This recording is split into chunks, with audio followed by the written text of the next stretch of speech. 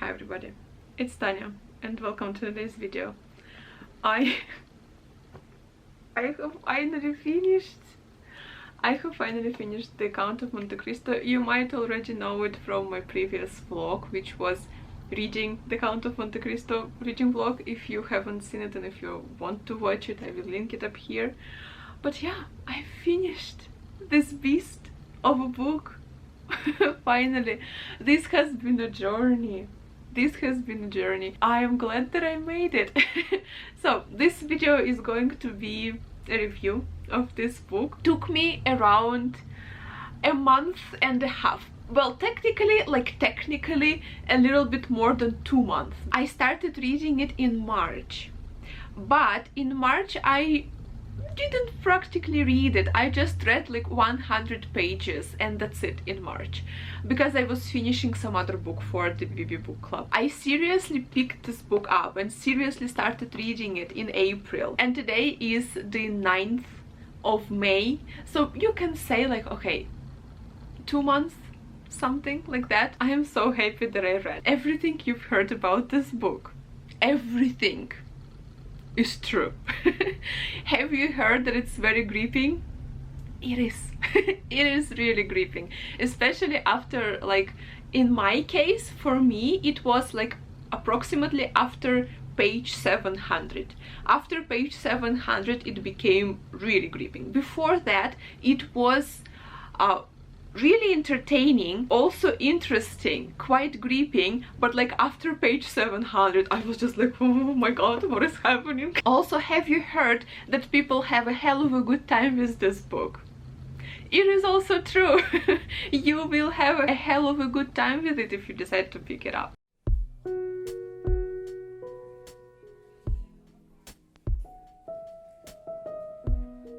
And now let's briefly talk about the plot. Like, just I will give you an idea of the plot. We follow this young man who is just a brilliant young man. He is handsome, he is intelligent, he is very kind, he is just like an angel. He is young, I think he is either in his early 20s or like 19, 18, so he's very young and he is very talented. He is a captain of a ship.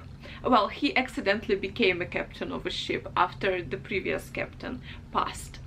But everybody in the crew respects him, everybody in the crew loves him, and he is really good at what he does.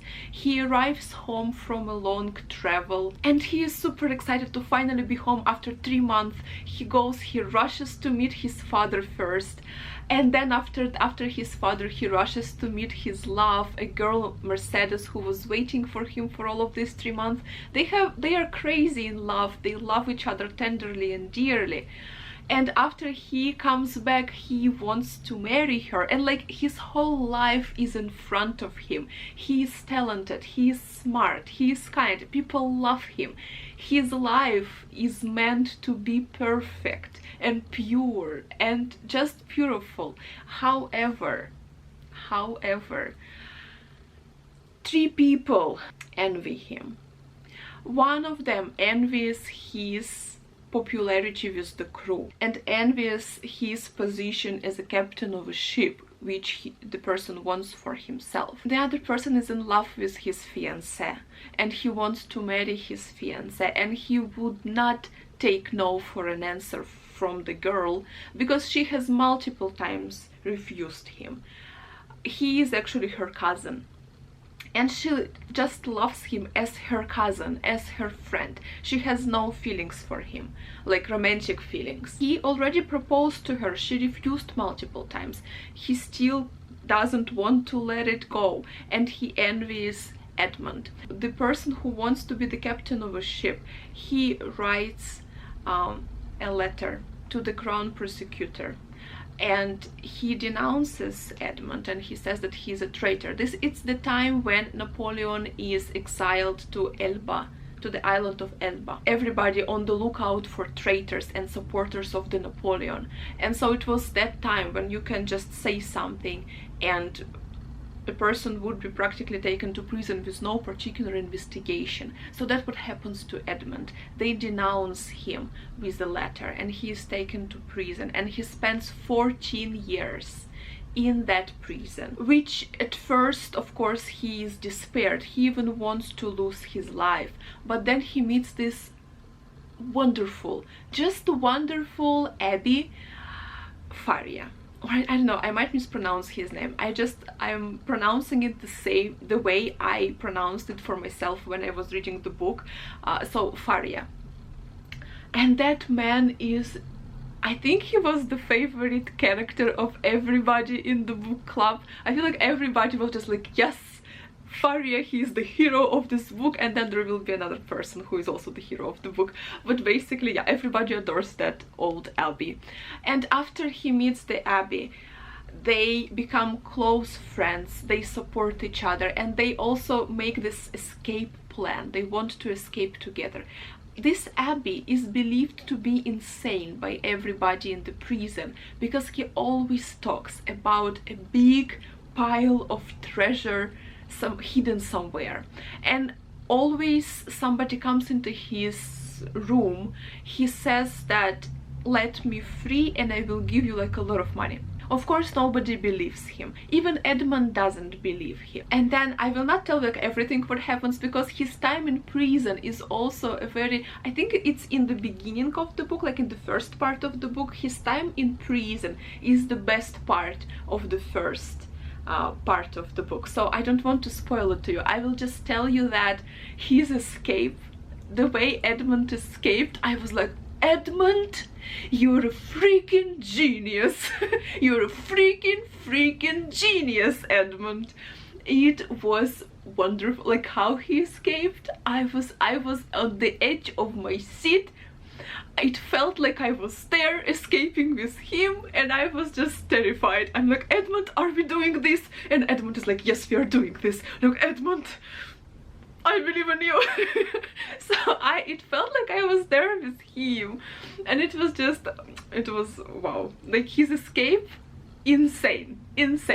So then he escapes, and then of course he follows the guidance of the Abby, and he finds this pile of treasure, and he becomes crazy rich. And then he uses this treasure to avenge himself, because he kind of comes to this idea that if I suffered so much and I managed to set myself free, and now I have this huge pile of gold for me, it means that God is on my side. It means that he wants something from me. It means that I need to do something.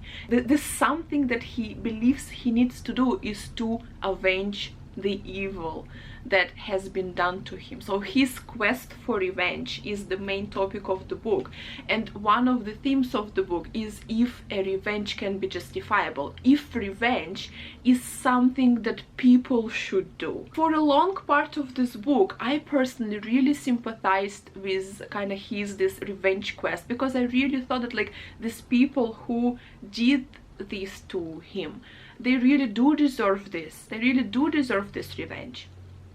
And I kind of even wished worse for them that they received.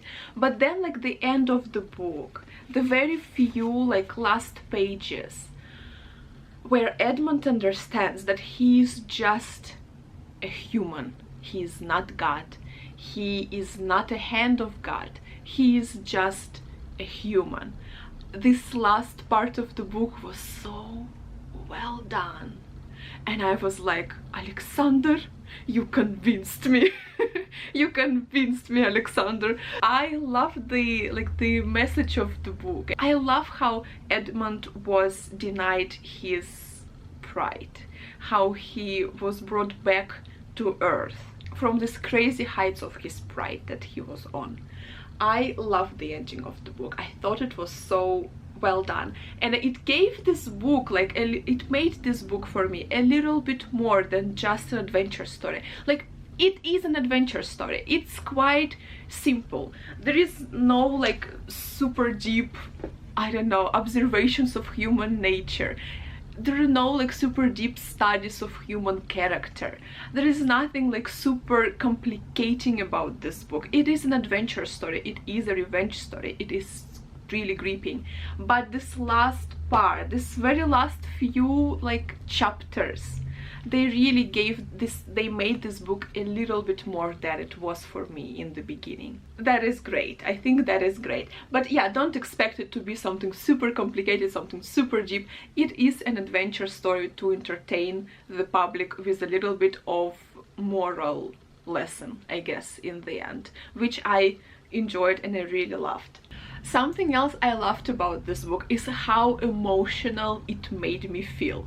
I was so invested. I was so invested in like everybody. Even side characters, even their side stories are really interesting, and they are all connected to the Count of Monte Cristo. So even if it's a sideline, it will eventually lead you to the main line of the Count of Monte Cristo and his revenge. So everything is connected. It's like a section of a book where it feels like he is introducing you to so many names and so many characters, and you just cannot keep up. I didn't feel like it was too many characters, and like I was fine with that. But yeah, some people felt like overwhelmed with like too many names and too many new characters, but then it all comes together. It all comes together in the end, like beautifully, brilliantly, just so good. Also, on the topic of emotions, he's wonderful. Dumas is wonderful when he is talking about emotions. Just let me read you a passage. Something really terrible happens in the house with the characters. I will not tell you what, but basically the way he describes like this terror and anguish and pain of a person, I thought this was so brilliant. So let me read you the description of the emotion of an old man. So at that moment, the old man's whole soul seemed to rise into his eyes, which were shot with blood. Then the veins on his neck swelled, and a bluish tint, like that which suffuses the skin of an epileptic, spread across his neck, his cheeks and his temples. The only thing that was missing from this internal explosion of the whole being was a cry. But that cry seemed to emerge as it were from every pore, terrifying in its dumbness, heart-rending in its silence. When I was reading this particular scene, again, I felt like I was there with them. I felt like I was there, dragging the chair upstairs, and I will not tell you what happened, what was going on. It felt very immersive. That's what I'm trying to say. Super immersive. Dumas is really great at portraying emotions and feelings and the whole atmosphere of a scene or a place. Like, it's a very atmospheric read. Like, really, it's great. It's great.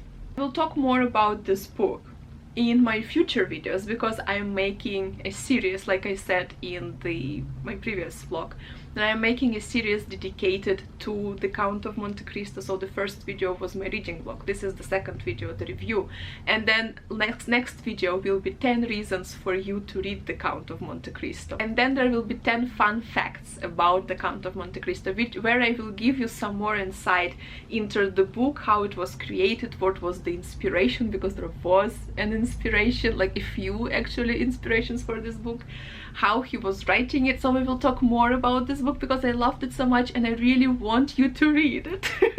I really want you to read it. So I decided to make like a whole series of videos dedicated to the Count of Monte Cristo. So there will be that, and then something else. I already forgot what I have planned, but there will be at least like 7 videos, I think 7 or 6, something like that. So I hope you're excited to talk with me about the Count of Monte Cristo. I hope you will decide to pick this book up and read it. It's wonderful. It's wonderful. For me, I gave it 5 out of 5 stars because it really was a wonderful read. It really was great. I had the best time. I cannot say that it's my favorite of all time books. I don't think it is. I don't know. I don't feel like it's just, you know, hit me in the very heart. There were some parts that kind of rubbed me a little bit a wrong way. For example, there was this passage, like in the end, Mercedes says to Edmund that like, Edmund, you are the only one like you. There is nobody like you. You are like alone, such wonderful, amazing like person. And if like earlier in the book, Edmund was thinking to himself in regards like to Mercedes, and there is like another girl. They have this slave master relationship, but like more like a guardian child relationship. But then he realizes that like there might be feelings between them, and he thinks to himself that like he realized that there is two Mercedeses in the world, and I didn't like it. I didn't like it. Like, why for a guy there is only one guy and he is like, you know, irreplaceable, yet for a woman is replaceable? I didn't like it. Like, it really rubbed me the wrong way in the book. So there are certain like parts in this which are like, in my opinion, are a little bit sexist, a little bit like, in my opinion. There were some elements that kind of rubbed me the wrong way, but they were very few. They were very few. I really think that like on a whole this book is quite progressive with like representation of female romance. There's also another female character who is like very, you can say, cruel, because normally you would see a woman portrayed like this, I know, angel, and there are some women who are not angels in here, which I also liked. But on a whole, I really loved this book and I really enjoyed it. It was a ride, it was a journey, it was really entertaining. So I would highly recommend you to pick this up and to read it.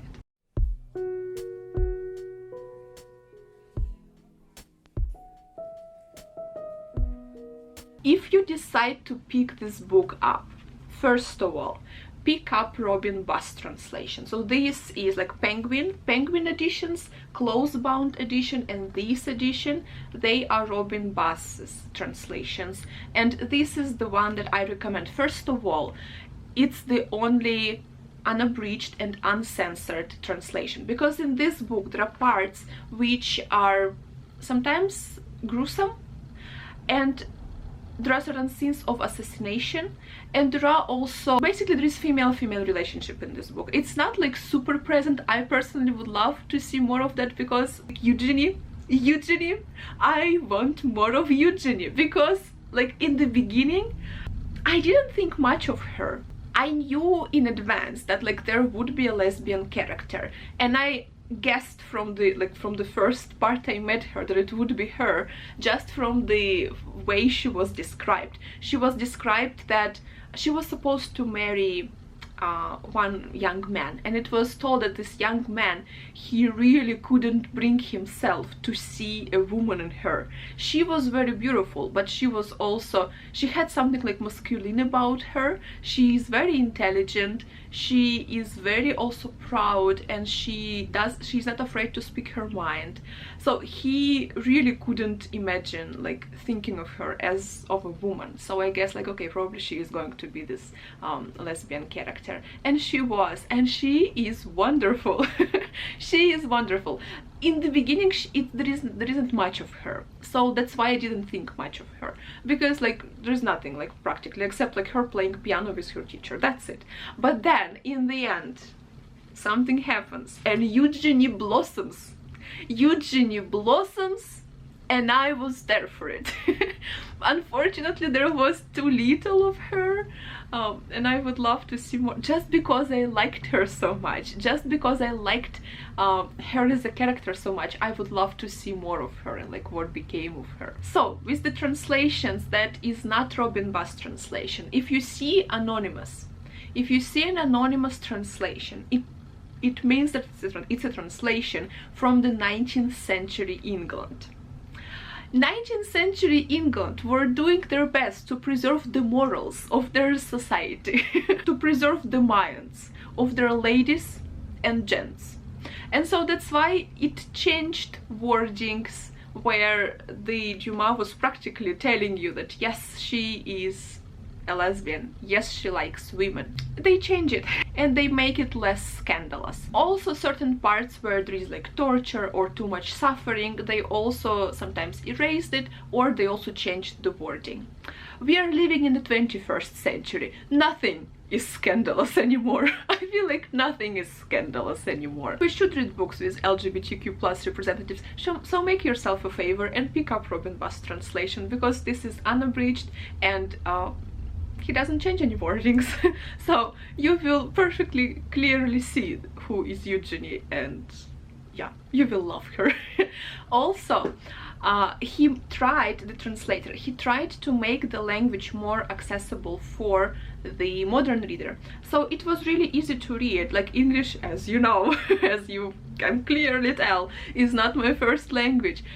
And even for me, it was really easy to read. Like I had no troubles with the language. If English is your first language, you will definitely have no troubles with this book. So yeah, Robin Buss translation, highly recommended. Second point, don't pick up abridged versions. Don't be afraid of this size. Don't be afraid of this size. You will not notice it. You will just fly through this book. And if you take an abridged version, you will lose a lot of elements, and every character in here is so connected to some other character. Like everything is here, is so interconnected. So I feel like, yeah, in an abridged version, you would definitely lose some important points. Pick up the full Robin Buss translation and it will be a good choice. It will be the right choice. So I will end my review here.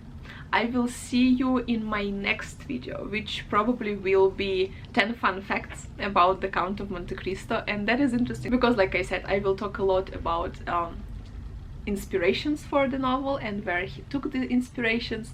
And yeah, I really enjoyed researching for that video, so hopefully you will enjoy the video as well. So yeah, thank you so much for watching. I hope you enjoyed it. I hope you are considering this book. You will really like it. And yeah, thank you so much for watching. I hope you're having a very good day. I hope you're reading good books and enjoying them, and I will see you soon in my next videos. Thank you very much for watching. Bye.